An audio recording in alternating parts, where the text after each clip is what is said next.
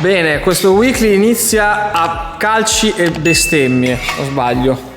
No, non sbaglio. Siamo qui da B-Fuel Performance perché finalmente è arrivata la notizia da BS Racing che c'è una sorta di marchingegno che ci permetterà di montare questo stupendo scarico senza avere avvertimenti di sorta, segnali di errore e via dicendo. Quindi il programma è questo: montiamo lo scarico, via verso BS Racing e poi vedremo cosa faranno per far sì appunto di non avere problemi sulla cara M2CS che era da un po' che non vedevate e finalmente ecco qua. Guardate che belli questi, dritti proprio, guarda, dritti fino giù di qua. Purtroppo l'OPF ovviamente non si può togliere, ma già questo bellissimo scarico così di ragazzon farà la sua porca figura.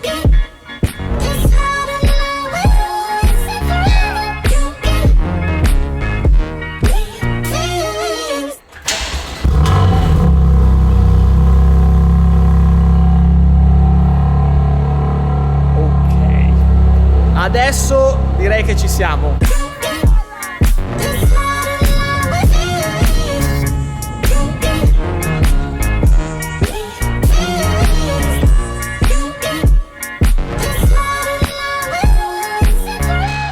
Bene, come potete vedere qui dietro c'è uno stupendo banco prova, ma noi non dovremo usarlo, ma dovremo fare qualcos'altro con il buon Ale che ci spiegherà cosa, giusto? Giustissimo. Cosa stiamo intervenendo su questa bellissima M2CS. Ovviamente per la maggior parte sono tutte bloccate le centraline, come questa che si può vedere. Tutte le BMW prodotte da luglio 2020 in poi hanno tutte le EQ bloccate, quindi non si può intervenire rifacendo una mappatura in quanto il sistema non si può né leggere né scrivere, quindi non esiste nessuna strumentazione momentaneamente al mondo che possa intervenire. Pertanto tu che hai sostituito un impianto di scarico, la macchina va in protezione. Adesso, come si può vedere, stiamo smontando tutto perché i buoni ingegneri BMW ci danno sempre una mano per sostituire ovviamente i sensori dell'OPS. Ce li mettono sempre in dei posti facilissimi, no, invece li mettono qua dietro nel calore. Stiamo mettendo un bypass per non far andare in recovery la macchina, quindi sarà un bypass del filtro antiparticolato in maniera tale che la macchina non va in protezione. Mentre aspettiamo con molta ansia che arrivi da Gesù probabilmente vedremo e speriamo che si possano poi mettere sul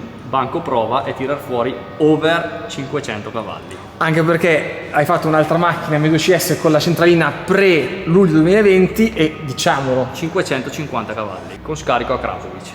Così, va. E ovviamente venendo qui non ho potuto pestare sull'acceleratore per evitare che la macchina andasse in protezione, quindi non vedo l'ora di fare la prima pestata di gas. Questo non è per togliere le carie, ma è per togliere la spinetta del sensore OPF. 2000 years later. Bene, direi che gli ingegneri tedeschi ce l'hanno fatta sudare, ma ce l'abbiamo fatta. Adesso faremo queste due sparate giusto finalmente per sentire un po' com'è questo scaricozzo completamente dritto, a parte ovviamente i due catalizzatori fuori dalle turbine, dato che l'altra volta l'avevate sentita con gli OPF sportivi, invece qua è proprio completamente dritto.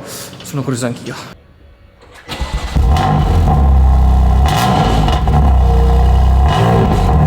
Ragazzi, sono veramente euforico.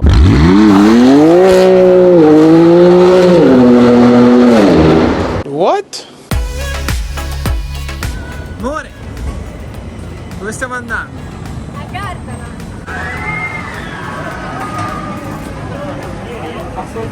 Madonna, mi sto cagando sotto io. 3 capovolgimenti, curve a 90 gradi. Ma no, non succede niente, amore. Speciali. Ma no, non ci sono effetti speciali, amore.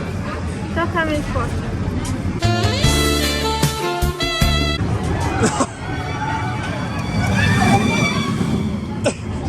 Ore 18:57, la mia bambina è felice, mi ha costretto a comprare un palloncino unicorno a 5 euro. Io non... Ti piace il palloncino? Verso Misano, scarichi sapete appena messi questi ragazzoni che sono una roba allucinante, e in questa via diciamo molto chiusa dai palazzi facciamo sentire un po', anzi facciamo pesare un po' questa potenza di questa M2 molto stronza. Porca troia.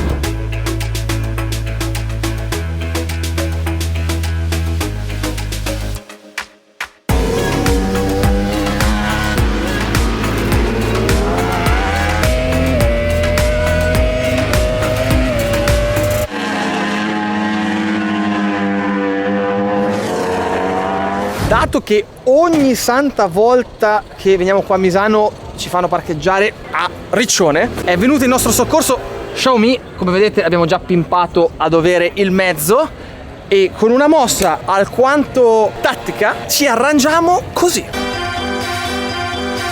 E che cazzo faccio a tenere? Tu tienilo! Sto andando comunque intanto, eh? Sì, è un po' too much però questa roba. Perché Dici? sì, io come cazzo mi tengo? Questo riesci a tenerlo tu? Sì, ci faremo del male. Comunque la situazione è questa. Amali orcuzio, estremi rimedi.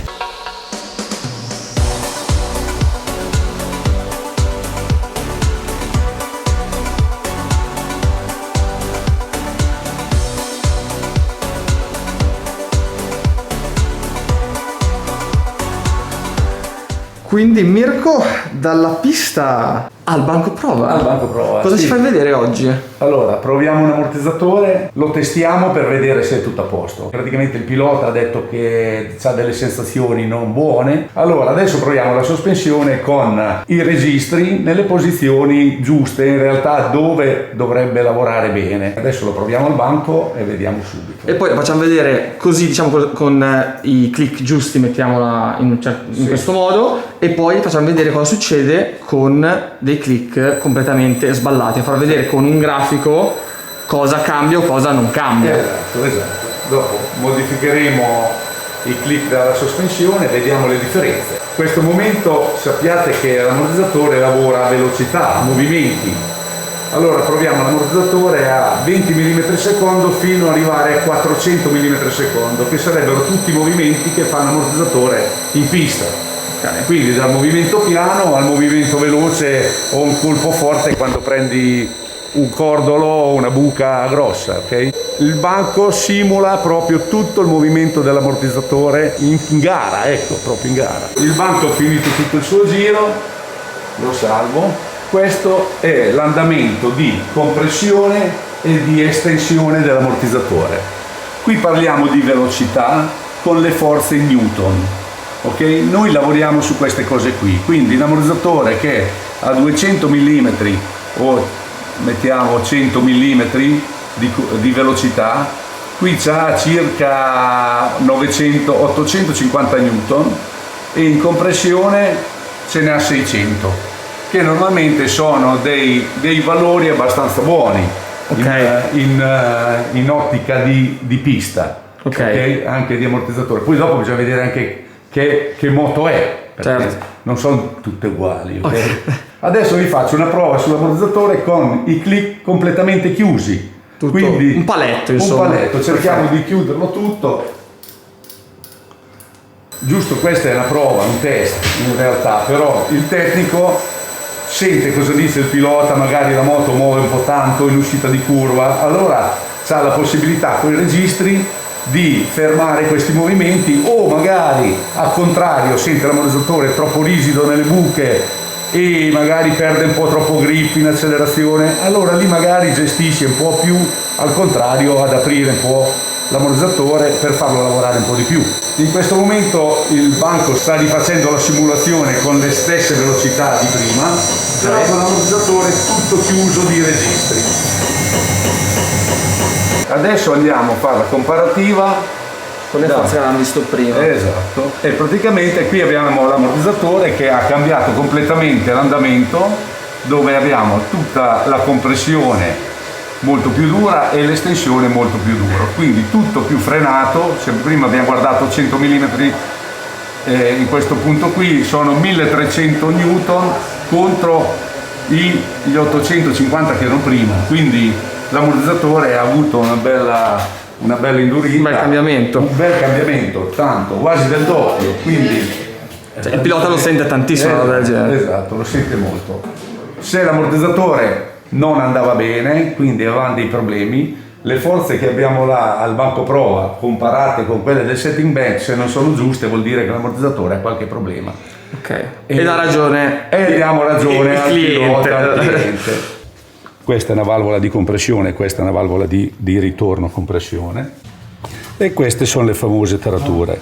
Questo è lineare, scusa, e questo è regressivo. Ok. Con questo pistone qui, vedi, all'interno c'è una camera molto aperta dove arriva molto olio contro la prima lamella e quindi dà molta forza e dà una progressione, come hai visto prima al banco a prova, molto più regressiva che invece che lineare. E secondo le esigenze che noi abbiamo in pista adoperiamo questo pistone qua. Quindi grazie per questa mega istruzione, questo giorno di scuola insomma. Adesso noi torniamo, andiamo a fare i nostri bellissimi braccialetti per entrare in pista e ci vediamo domani. Va bene, ragazzi. Ciao Mirko. Ciao.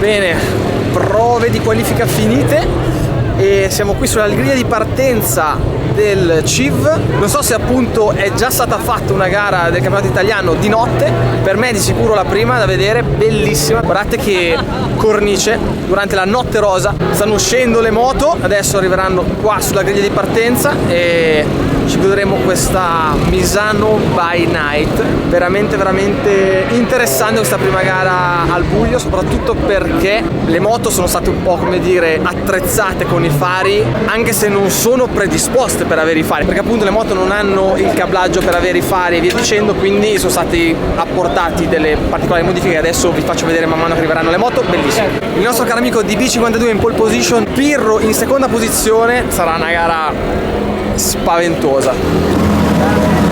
L'uomo della 600 Supersport, Merca, come la vedi? La vedo bene, la vedo buia stasera. Le tue freddure mi mancavano. Dai, dammi DB o Michele? Io stasera mi gioco del bianco. DB?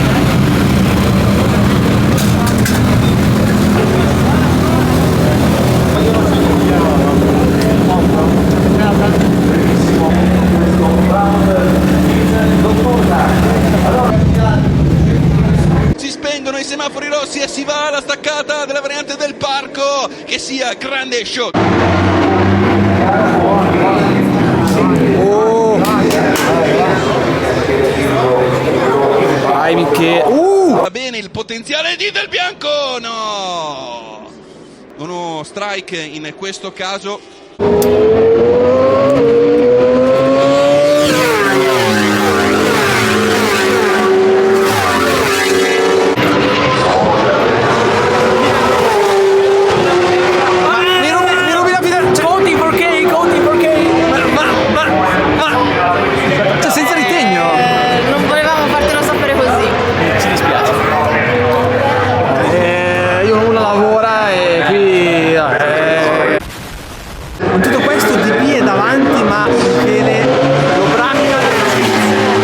Se tira la staccata Michele Pirro, però la tira anche Del Bianco, quindi Michele Pirro non è a conoscenza. Eccolo lì l'attacco. Michele Pirro di prepotenza e poi mette in mezzo la sua Ducati di rabbia, di cattiveria. Mamma mia, un falco nella notte. Michele Pirro, Ducati Barry Racing. Ragazzi, ha vinto tanto, ma lui ha ancora una fame come se fosse la prima gara della sua vita. Un attacco bellissimo, la risposta. Del Bianco. Dale Del Bianco, dai ragazzi, non ci interessano le penalità, vogliamo vedere lo spettacolo, vogliamo vedere la gara, che il motociclismo è questo, i track limit sono molto meno emozionanti.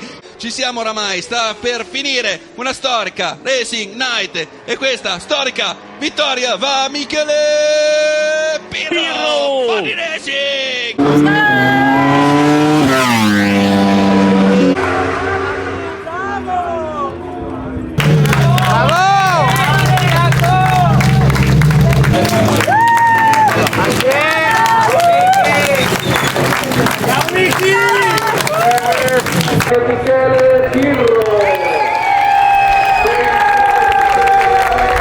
Su questa stupenda mise e la poca dignità che mi è rimasta, direi che è ora di andare a letto. Quindi ragazzi, buonanotte. Gas e ci vediamo al prossimo video.